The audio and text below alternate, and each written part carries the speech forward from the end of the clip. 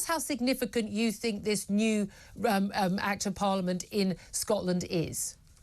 So it's super significant both legally and politically.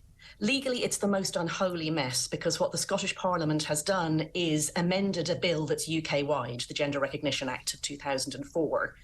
And they don't have competence over everything in the UK, obviously. It's a devolved administration. I will spare you the details, Julia, but I will tell you that lawyers are looking at it inside the government and, of course, us at Sex Matters as well.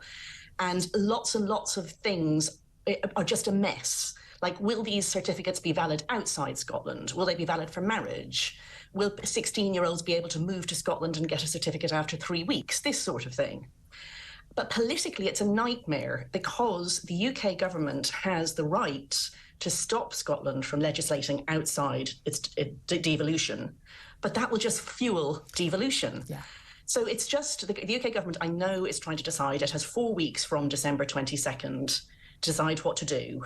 Is it going to challenge this? Is it going to send it back to Scotland to amend or what? And basically, Nicola Sturgeon must be rubbing her hands with glee. It's a win-win. Good for her. It's a win-win for her. And this is the thing. Now, we've had a situation where you can get a gender recognition certificate across the UK at the current time, but that's after 2 years of living as the opposite gender, not as the opposite sex, because you can't change your sex because you're born what you are. And you know, often people have gone through, you know, a lot of surgery and the like. The big concern about this is not necessarily someone who has had, you know, serious, you know, gender dysphoria and wants to live life. Again, as you and I, you know, you've got a very close friend who's transgender.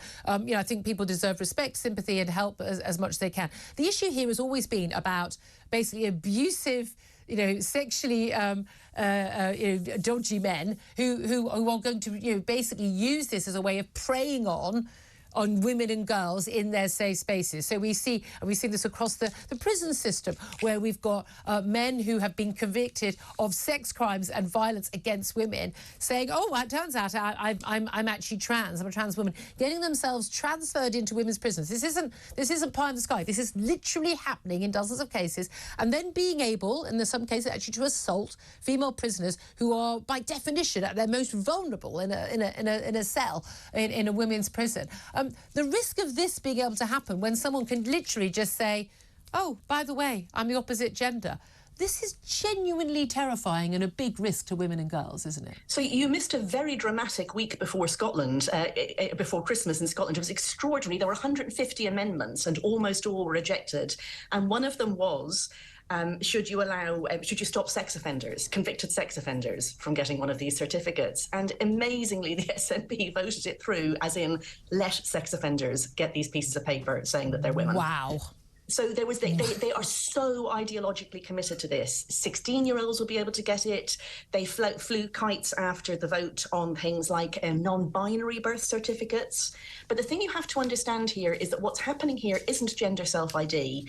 It's messing up the entire basis on which sex-based rights rest, which is our birth certificates. Yeah. So it destroys everybody's rights. This really isn't about trans people. It's about everybody's rights being destroyed. Yeah.